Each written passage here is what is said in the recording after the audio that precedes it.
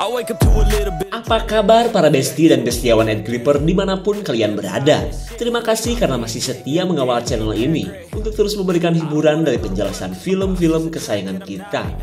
Spesial buat para donatur like yang kelak akan menjadi orang-orang sukses. Kali ini Ed Clipper akan ngasih klip seru dan review sebuah film tentang ketegangan dari sosok bertopeng yang doyan manahin orang. Film ini berjudul The Blackening tahun 2022. Bercerita tentang sekelompok anak muda yang menggelar pesta reuni di sebuah kabin terpencil yang berada di tengah hutan. Namun acara silaturahmi mereka mendadak kacau saat duet psikopat maut menebar teror dengan permainan-permainan psikopatnya. Apakah ending film ini seperti kisah psikopat kebanyakan? Baiklah, sebelum kalian skip, kita langsung saja ke ceritanya. Tonton sampai habis, subrek dan kasih tahu teman-teman kalian. Cerita berawal dari suasana kabin sewaan yang telah dicarter pasangan burcak burinong bernama Shawn dan Morgan. Karena rencananya, besok malam mereka akan menggelar reuni bersama teman satu geng sewaktu SMA. Saat pintu tiba-tiba terbuka sendiri, Morgan mengusir rasa takut dengan mengeluarkan suara maskulinnya.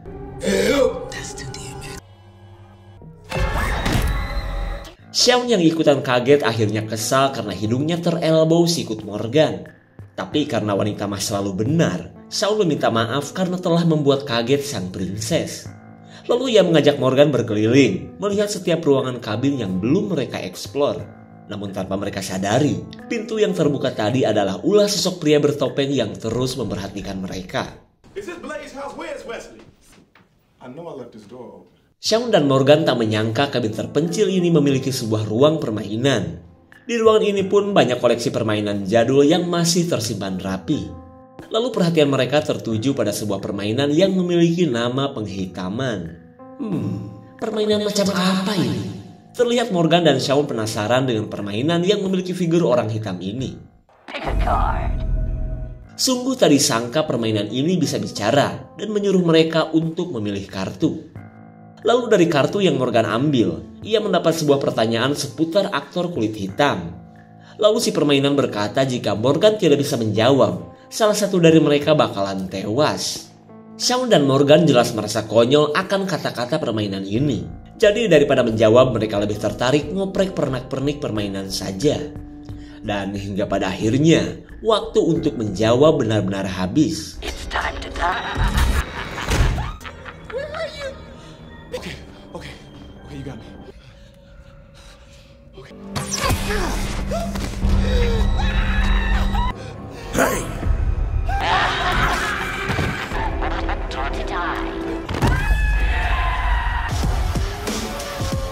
Di keesokan harinya, kita beralih ke teman-teman Morgan yang sedang OTW menuju kabin. Mereka pun begitu semangat saat memutar kembali rekaman suara undangan reuni dari Morgan. Terutama bagi Lisa. Wanita yang terobsesi dengan sosok ibu-ibu di kaleng kongguan ini sudah tidak sabar ingin berkumpul dengan geng Black Diamond lagi. Di mana geng tersebut dulunya adalah perkumpulan siswa kulit hitam di tengah maraknya rasisme di sekolah-sekolah.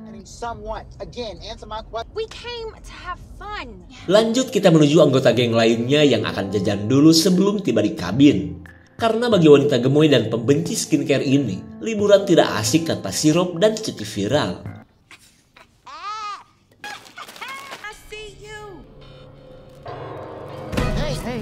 Si gemoy benar-benar ketakutan dengan gelagat Kang Warung yang terlihat aneh. Tapi untungnya, ia bertemu dengan Cliff yang merupakan teman lama dan juga akan ikut bereuni bersamanya. Pertemuan ini pun akhirnya membuat si Kang Toko kembali ke tempatnya.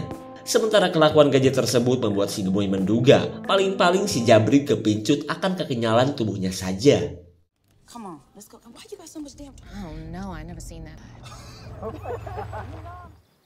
No. Sekian jam OTW, Lisa and the gang akhirnya tiba di kabin. Mereka pun disambut temannya yang sedang terlihat kebingungan. Karena semenjak kedatangannya, pria bernama King ini tidak melihat Morgan dan Shawn di dalam kabin. Kemudian Lisa menduga mungkin Shawn dan Morgan sedang berbelanja untuk keperluan pesta nanti malam. Lalu dari semak-semak muncullah Namdi yang sudah putus asa mencari sinyal di daerah ini.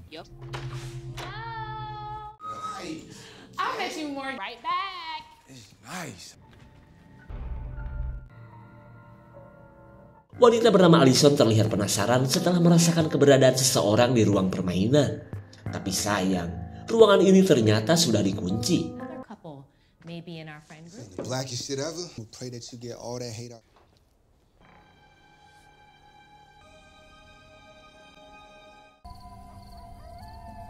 Ketika malam datang, kelima orang ini mengisi waktu sembari menunggu Morgan yang tak kunjung datang. Padahal seperti yang kita tahu, setelah kematian Shawn, Morgan tidak diketahui lagi nasibnya seperti apa. Sementara di ruangan lainnya, pria bernama Dwayne menemukan salah satu anting milik Morgan.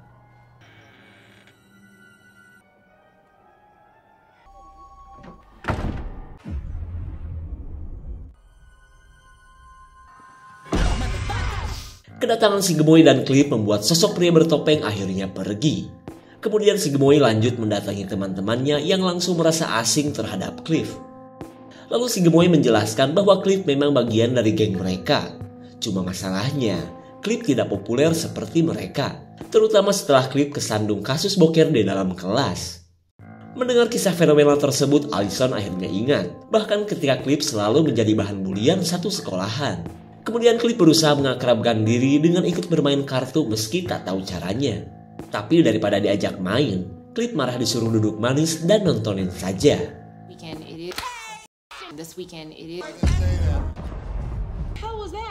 Lisa benar-benar ketakutan saat cuma dirinya yang melihat penampakan sesuatu. Kemudian mereka mencari sekring listrik karena siapa tahu aja pemadaman ini bukan ulah PLN. Allison tidak mengerti saat ruangan yang tadi sudah terpasang sebuah tulisan. Ia pun menduga jika semua ini pasti perbuatan Shawn dan Morgan yang ingin menakut-nakuti mereka. Bukan cuma gak dikunci lagi, listrik pun kembali menyala saat mereka memasuki ruang permainan. Lalu ketika menemukan permainan penghitaman, Allison penasaran untuk mencobanya. Padahal caranya aja gak ngerti. A purse. No. What are you doing? Is clearly Morgan's work. Okay. Yeah, Morgan, I see you. Game on. Pick a card. Permainan kembali aktif setelah Dwayne menyebut kata hitam pada figur wajah orang di permainan. Bahkan semua pintu kembali terkunci dan mengurung mereka di ruangan ini. Just jerk it off. There you go.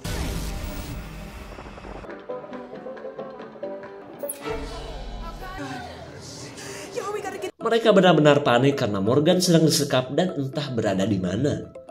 Lalu si permainan menyuruh mereka untuk menjawab beberapa pertanyaan yang tentunya harus dijawab dengan benar. Karena kalau ada satu jawaban yang salah, si sosok bertopeng akan menjambak semua rambut Morgan sampai meninggoy. Karena keadaan ini mereka pun akhirnya terpaksa mengikuti perintah sang permainan dengan mengambil kartu terlebih dulu.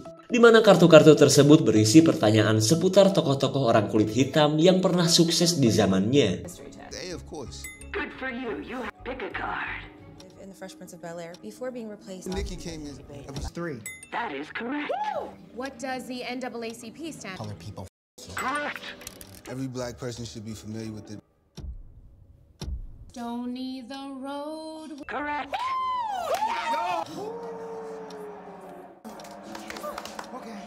Singkat cerita, mereka telah berhasil menjawab 9 pertanyaan dengan benar. Tapi di pertanyaan yang terakhir, mereka dikecoh oleh pertanyaan yang benar-benar mustahil untuk dijawab. Wrong.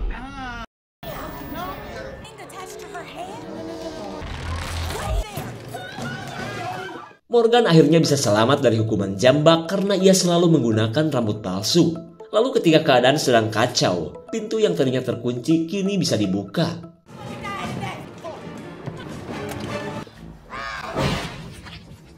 Meskipun berhasil keluar dari ruang permainan, mereka tetap tidak bisa kabur karena kabin susah untuk dijebol. Harapan untuk selamat pun kandas apalagi saat melihat semua ban mobil sudah pada kempes. Melihat lokasi keberadaan Morgan, Lisa bisa menebak bahwa temannya itu sedang berada di dalam basement. Lalu mereka bergegas menyelamatkan Morgan yang masih terkunci di ruangan tersebut.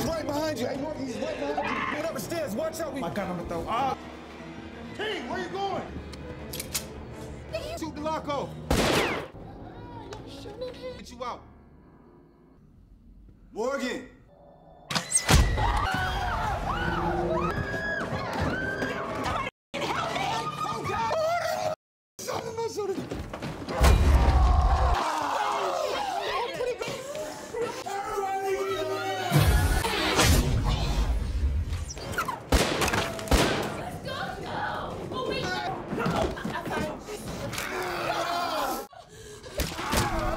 Setelah selamat dari serangan psikopat, mereka tidak punya pilihan selain bersembunyi di ruangan basement.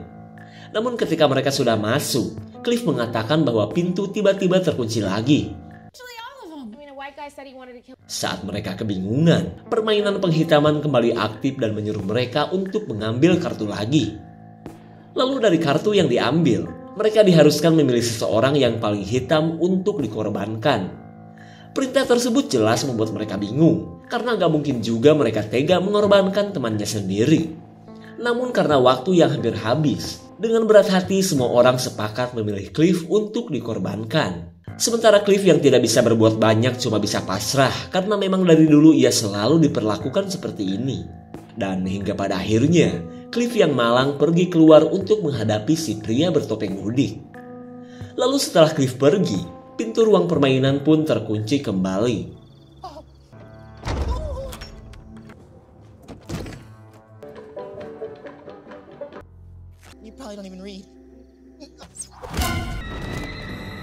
Eksekusi yang diterima Cliff jelas membuat Lisa dan yang lain merasa bersalah.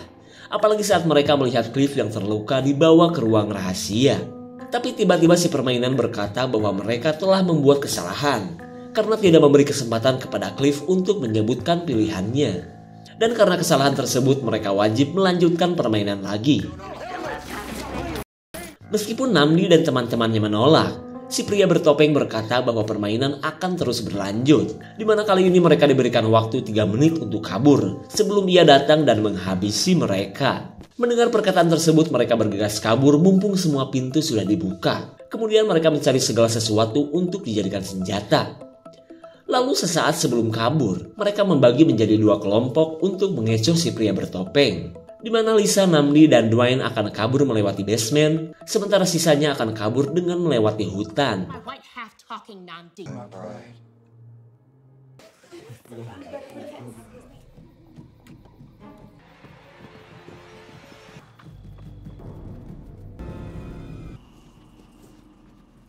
No, I want to go in the basement. Is that a well? Setibanya di ruang basement, mereka heran karena tidak menemukan jasad Shaun dan yang lain. Tapi yang pasti mereka baru tahu bahwa tempat ini dijadikan ruang kontrol oleh si pria bertopeng.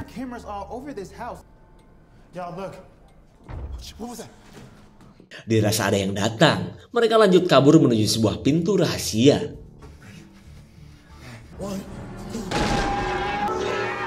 Kedatangan seorang polisi hutan akhirnya membuat mereka merasa lega. Lalu setelah mendengar apa yang terjadi, Pak Polisi mengajak mereka untuk bersembunyi di mobilnya. Sementara ia akan mengecek keadaan kabin yang katanya dikuasai seorang psikopat. Di sisi lain, si Gemoy bingung karena jalan yang ia pilih malah mengarah ke sebuah danau. Lalu ia pun kaget karena baru sadar Allison sudah tidak bersamanya. Tapi daripada keburu psikopat datang, ia nekat untuk berenang melintasi danau. Namun lain halnya dengan King yang tidak bisa berenang. Ia memilih sembunyi di atas pohon daripada kukucuprakan dan ujung-ujungnya tewas tenggelam. Singkat cerita, si Gemoy yang anti tenggelam berlayar melintasi danau. Namun tanpa ia sadari, sang psikopat tengah asik memanah layaknya berburu suike.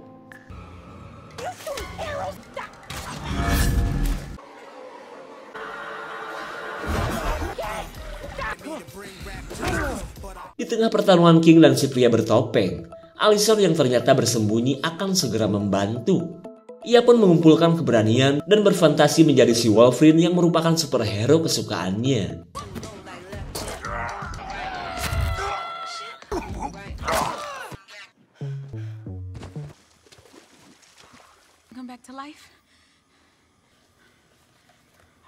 Sungguh tak disangka ternyata psikopat ini adalah si Kang Toko Dajjal. Tapi dari sepatu yang dipakainya, si Gemoy merasa bahwa orang ini bukanlah psikopat yang berada di kabin. Dan itu berarti mereka sebenarnya diteror oleh 2 psikopat. Kemudian kita kembali kepada Lisa yang menemukan topeng psikopat di mobil Pak Polisi. Penemuan ini otomatis membuat mereka merasa bahwa polisi itu adalah sang psikopat. Lalu tiba-tiba Pak Polisi datang dengan ketakutan. Namun ketika Lisa menunjukkan topeng temuannya, Pak Polisi menjelaskan jika topeng itu ia temukan di dalam hutan. Dan karena alasan itulah, ia mendatangi kabin untuk mencari tahu.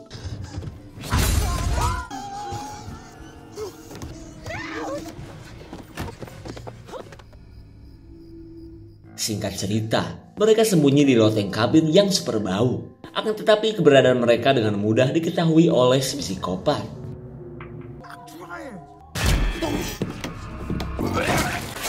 Aroma dari semburan ongkek Dwayne benar-benar membuat psikopat buyeng dan sempoyongan. Lalu mereka memanfaatkan kesempatan ini untuk melakukan perlawanan. Oh shit, he kicked the shit. That's a good shot. No.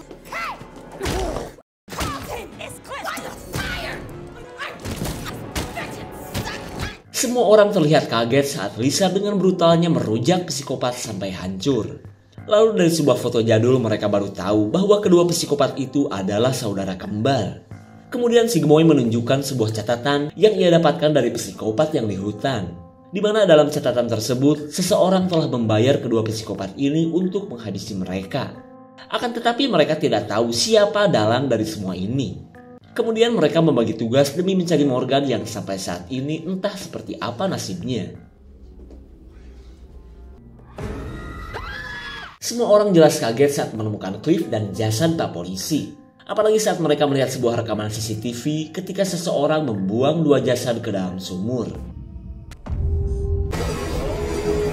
Sungguh tak disangka ternyata semua kekacauan ini adalah perbuatan Cliff yang telah berhasil menjebak teman-temannya. Lalu dengan ancaman sebuah bom, Cliff mengungkapkan kesedihannya yang selalu ditindas sejak dulu oleh mereka. Hingga ia pun nekat menyewa si kembar dan menjadikan reunian ini sebagai momen yang pas untuk menuntut balas atas semua perlakuan yang ia terima dari dulu. Saat Lisa dan yang lain penuh penyesalan, Cliff berencana akan membuang mereka ke dalam sumur, seperti yang telah ia lakukan terhadap Shaun dan Morgan. Tapi sebelum itu, mereka harus menentukan siapa yang harus terjun ke dalam sumur terlebih dulu. Si gemoy jelas kesal lah ngapain pakai permainan segala, toh mereka pun ujung-ujungnya akan dihabisi. Kemudian Lisa mencoba menuruti permintaan Cliff dan meminta dirinya untuk menjadi yang pertama. Akan tetapi sikap sok pahlawan Lisa membuat Cliff sirik dan emosi.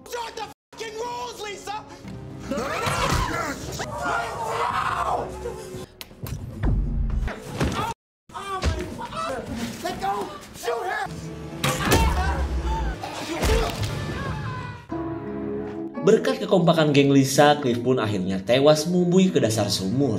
Terlihat mereka pun merasa lega meskipun harus kehilangan dua sahabat terbaiknya. Siapa sangka Cliff yang lugu dan terlihat culun menyimpan kemarahan terhadap teman-temannya.